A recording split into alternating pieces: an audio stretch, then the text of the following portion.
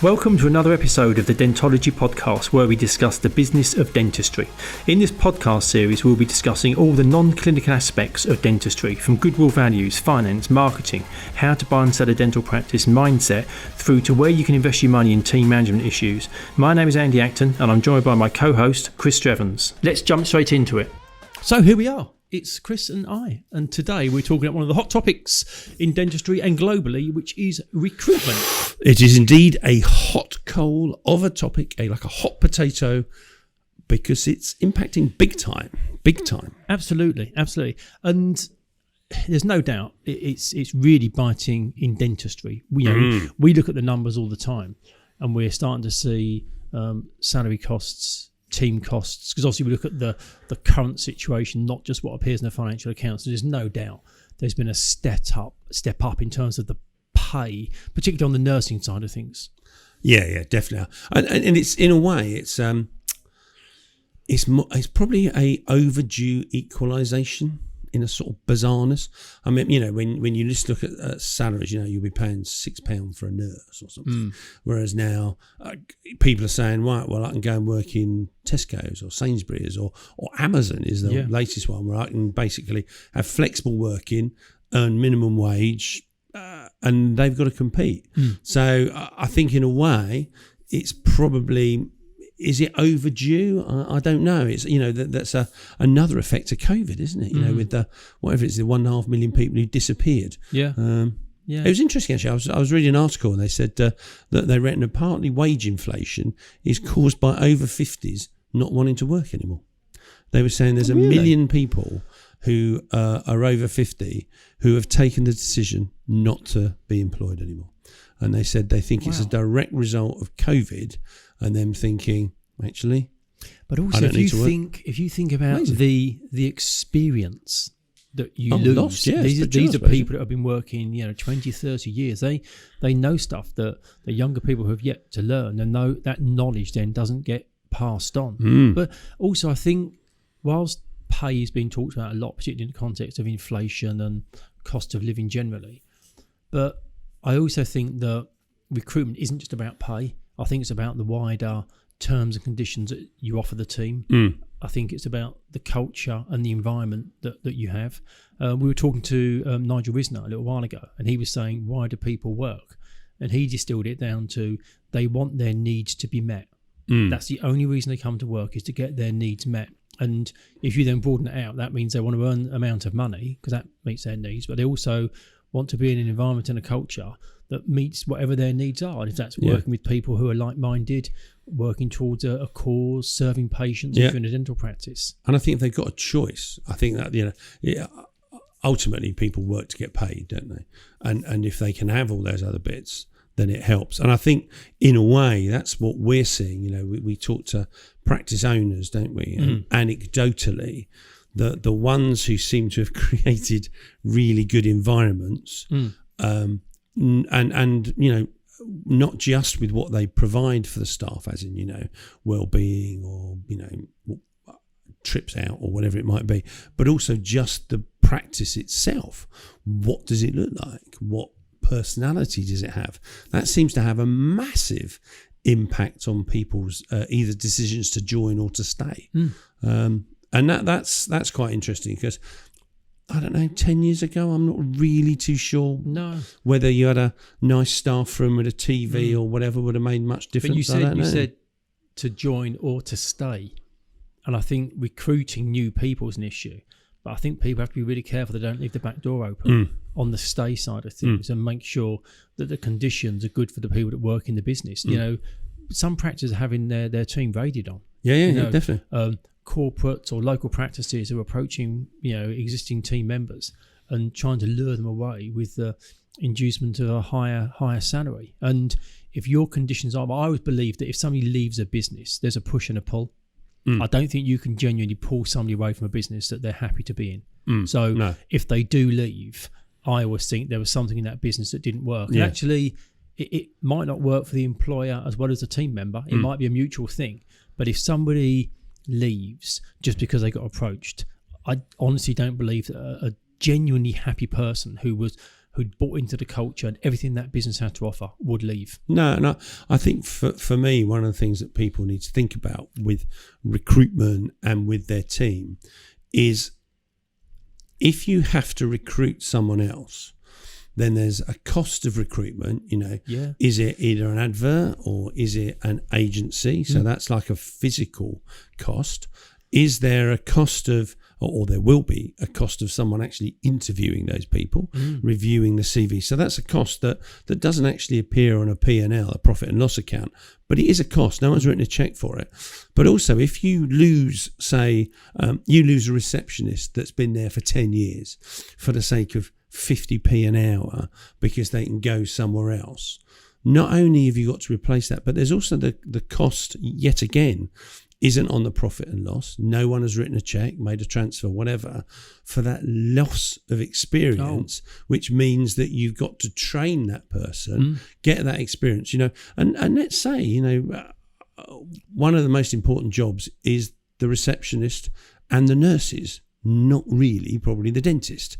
The dentist is the deliverer, but most of the other communication goes outside. But the thing is, you don't get to see the dentist until you've got through the receptionist. So the receptionist, if they're not doing a good job, and other people who are patient-facing before you get into a surgery, the patient may not even make the appointment. Well, imagine losing it, and I don't know, and it's down to, but imagine if you lost, because you'd lost a receptionist, you'd been there for 10 years, you knew the staff and knew how the practice works. You lost one tooth whitening case every week. What could that be? 300, 500 pounds. Yeah. So you could be losing £2,000 a month, £25,000 a year lost revenue, which is a cost of recruitment, but it's not, you don't actually see it as a cost because you're not spending money, but you've lost a revenue. And I think one of the things people need to look at is a bit wider than just my hourly rate. But also I think on the recruitment side of things, it's kind of old world thinking to think that as an employer, you kind of sit in judgment and decide whether you're going to give somebody a job or not. I think the books have been balanced. If not, they're in the other direction. And I think employers now need to very much sell what they're about, expose their culture, be really honest about the sort of business they are, to make sure that you get a mutual fit. Because not only do people have choices of where to work, but that point that you were saying about if you employ somebody and it doesn't work out, that's painful. You've incurred cost, you've put them through a training plan, and then they don't fit. Whereas if you're really upfront about what sort of business you are at the beginning, and talk about your culture, say, we work hard, we do long hours, or we have fun, or, there's certain things that aren't negotiable. I think people should talk about those things at the interview stage, because just because that doesn't work for that person doesn't mean you're a bad person, or it doesn't mean that you're not a good employer. You just weren't compatible, and they're going to have a happy job somewhere else. But the earlier you can find that out, the better, because going through that thing of, people not making it through their probation, it's painful. Well, that fit thing, I think, is so important, because, you employ the wrong person, and that, as you say, it's not like they're bad, but they don't get it. Yeah. And the answer is you might take 3 months to find that out. So that's 3 months of potentially lost opportunities to employ people who did get it. It's a cost because they might not want to be there. They might become a saboteur. I always remember when we worked in the bank once, one of the things that we were trained to do was to say to some non-performers or underperformers, do you actually want this job? And it wasn't meant to be like a git, but it was, I can remember avidly, we had some lady who worked for us and she was brilliant, really brilliant, and we gave her this job and she was completely useless at this job. And we'd have performance reviews and she'd still be useless at the job. And eventually we said, do you actually want this job? And she said, no, I hate this job. Really hate this job. So we said, oh, okay. So let's give you another job, so good, which she loved. In the wrong job. And she was brilliant again. It was only the fact of we'd sort of done this stupid thing of thinking that she'd be great, gave her a job she didn't enjoy. She badly performed. Fortunately, we were able to pull it back. But the risk could have been that she just left because no one asked her. I think even you can take it down to a smaller level and you can look at the individual tasks within people's jobs, because there might be somebody's task might be doing credit control and they really dislike that, almost to the point where they hate having to ask people for money. Somebody else may actually quite enjoy that. So just by rejigging what people's responsibilities are, may make their quality of life and their experience at work so much better. If just say you had to do credit control. It's Risner with his zoo. Yeah. We've heard it by other ones. And you didn't want to do that, and suddenly that got taken off you, and you took on something that you did enjoy. But also going back on the recruitment side, I think there's two things where, and I put ourselves into this category, that we all tend to get wrong, is I think we only ever look for people when we have a position to be filled. I think when a position becomes vacant, we then place an advert or we engage with an agency. And the second thing that we do is we kind of limit ourselves to people that are within a certain pool of experience. And I think the way that you can resolve those two issues, I think you should probably be looking for good people all the time. So rather than wait for the need, you're constantly advertising so that you've got this inflow of good people all the time to see, is it a good fit? And also a pool of potential candidates. Yes. And then I think the second part is on the so you've got the looking for people all the time, and on the second part I think it's, what's the second part? The second part was, the second part can't remember. No, I do. It was looking outside. Sorry, yeah. So I think you should definitely advertise all the time, and then be bold and look for people outside of your profession. Oh, that's right. Yeah, we were talking about that. So rather than... Well, we did the same with us, didn't we? We used to employ people that, how many people have knowledge of what we do is like super limited. Yeah. So we just then decided we'd find good people. And I think if you do that, you then start to be able to hire for attitude, not skill. So I know there's a lot of talk about, are certain people from the hospitality industry well set up and geared to work front of house in dental practices? And you'd argue, yes, they are. So I think people are getting wiser at looking outside of the traditional sector. And if they've got the right approach and attitude, you can probably train them. If you think within a dental practice environment, everybody in the dental practice understands dentistry. So arguably, you don't need somebody else that understands dentistry. You need somebody with the right attitude. And then you can train a bit into them. Well, you don't really need to understand dentistry as a receptionist, do you? You understand, not about the clinical dentistry. You just need to understand people and what you offer. Yeah. And as we've always said, whether it be in our own businesses or in businesses that we've managed before, you can't teach some of that stuff. No, you can teach some of the skills. It's hardwired, but you can't turn. One of the things that always annoys me with that, the old SWOT analysis. You turn a weakness into a strength, and I always believe that you'll never make a weakness not a weakness. It will always be a weakness. All you can do is make it less weak. Yeah. It's never going to become a strength, is it? Because that's the way our personalities are. But I think that's the same sort of thing of identifying who does what and what you want within your business. And I think it works the same with sort of associates and stuff like that, really. We're talking about front of house or the nurses, but the associates, the same sort of thing. If you think the number of people we've seen where they've only ever been in an NHS practice, and all they've done is done the UDAs, and then they want to go to a nice high-end private practice. And it's almost like, I'm not saying you can't do it, but maybe you need to do a sort of transition phase to make sure that you can do it, because it's a different set of skills. It's like going into McDonald's or going into Galvin's. They all sell food. They both sell food, but they are a very different exposure and requirement from the team. Yeah. And I think also being bold that if you've got somebody and it's not working, speak to that person, and if it's not improving, be bold and move that person on, because if it's not working for you, it most likely isn't working for that team member. I think back to Jack Welch, I was going to say it's the CEO of General Electric, where he had that box in quadrants, and he had A, B, C, and D, and A's were people who got the culture and were performing. You want A's all day long. B's were the people who they got your culture, but they weren't performing. There was something about their behaviour. They just weren't getting the results. Those people most likely just need training, because they get what you're trying to do at a higher level. They're not delivering. So those people you train. The D's they don't get your culture and they're not performing. So they're gone. They are. They shouldn't be there. The C's are the really tricky one. So these are people who don't get your culture, but they're performing. And quite often people think about footballers and sports people in teams where you get these outliers who are incredible people, but just don't buy into the team ethos. Those ones are quite challenging because from a numbers point of view, when you produce your profit and loss, they add significantly because they're producing a big gross, they're getting a profit. But they're always upsetting receptionists and patients and nurses. They're just grumpy people to be around, and it's just not working.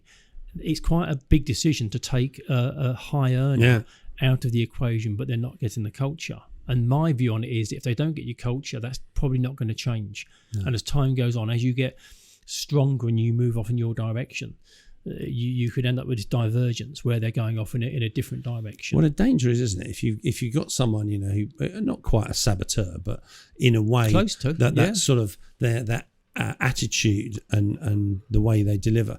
The risk is, isn't it, that you know, 5 years down the line, they're the only person left standing because everyone else in your business has left because they were so flipping annoying and you couldn't work on with them. And I think also, as a manager, sometimes you have to make those bold calls. Yeah. You know, you only have to look at football is probably a great example. You know, the managers that you know of, whether it be Alex Ferguson or Jurgen Klopp or Arsene Wenger, there were times when they benched people for attitude. Yeah, absolutely. And that's a really ballsy move. You know, you have to be super confident to say, actually, you're not fulfilling. Because also I think that sends a massive message to your team as well, doesn't it? Because it sort of says, look, we're not going to accept second best. No. So either you get with the programme or you go. Well, Christian Horner, the head of the Red Bull Formula 1 racing team, he always says that if you don't buy into the culture, there's no place for you. And he also says, which I really like, he says a pat on the back is 6 inches away from a kick up the arse. And I think if you've got credibility as a leader and you're respected by your team, you could and should be able to have those hard conversations. Because it's not about, you know, they might have done something wrong, but you're not being critical of them. What you're saying is we can do better. Yeah. We, as a business, we know what we can achieve. We know the margins we can hit. That didn't work, and it was a disappointment, a collective disappointment, as opposed to me pointing a finger at you and saying, well, you got it wrong, fix it. It's how did we not get it right? But going back to your non-performer, unless you're authentic, the risk is, isn't it? Like so you've got a team, you've got an associate or a nurse or a receptionist, whoever it is in that C group, you know, the one who performs but doesn't get it. So you don't address the issue with them, but then someone else has another issue. So you address the issue with them. The team sit there and go, well, hang a minute. So that person who's the C, you don't do anything. Me, I've been great. And you've given me a hard time. Leadership. So it undermines the leadership team. Yeah, it puts you as a leader into under pressure. Almost like you're not authentic, and then therefore, why should I listen to you? Because you're not being genuine. And then that strikes to the core of the culture, and that's where the culture starts to fracture. Yeah. People feel not sure that they're working in the right place, and going back to that point about, you know, I think people change their work environment with a push and a pull. That would be a classic example where that would be a push away from a business. Could you say, well, this isn't fair? Yeah, it's not fair. I want to work in a fair environment. Right, it's not fair. And okay, the prospective person you're talking to, you don't know, but you do know the environment you're in isn't fair. So you might chance your luck and go somewhere else. It's a hard time. There's no doubt about it. Holding on to people, getting people, it's not easy. But I think there's a lot of things as business owners we can all do to make sure that we create the best environment possible for our teams in place now, and also make it attractive so that when we're looking for new people, we've got something special to offer. And as you say, it's not money, is it? You know, we had, I remember again, you know, my bank was brilliant, or one of my banks, in the training, and one of the guys said, you know, you can't feed chocolate cake to everybody, because guess what? Not everybody likes chocolate cake, and he's dead right. You know, you need to work out what are the things that person wants, because it might be more time off, it might be more money, it might be chocolate cake, it might be, I don't know, whatever it could be. But you can't have sort of almost like a shotgun approach to managing your team, that I'm gonna treat everybody exactly the same. Because I think it's a really multifaceted matrix, isn't it, to make sure that you aren't dealing with people on a individual one-to-one basis to make sure you're getting the best out of them. But it takes time. It does. And I think, when you look at what a dentist does, they have so many hats that they wear. And it's a big investment. Yeah. And it's not a go on a course, come back Monday morning and say, this is how it's now going to be. I'm now going to be a brilliant HR manager. Yeah, it needs to be ongoing. Oh, but I've got to be a dentist, which is 95% of my day. Yeah. Challenging. Very, very hard. Yeah. But no, interesting conversation. Yeah, brilliant. Recruitment. Oh. Thank you for listening to this episode of Dentology, where we discuss the business of dentistry. If you like what you heard, please do subscribe where you found this episode. That would be amazing. And also follow us on Instagram.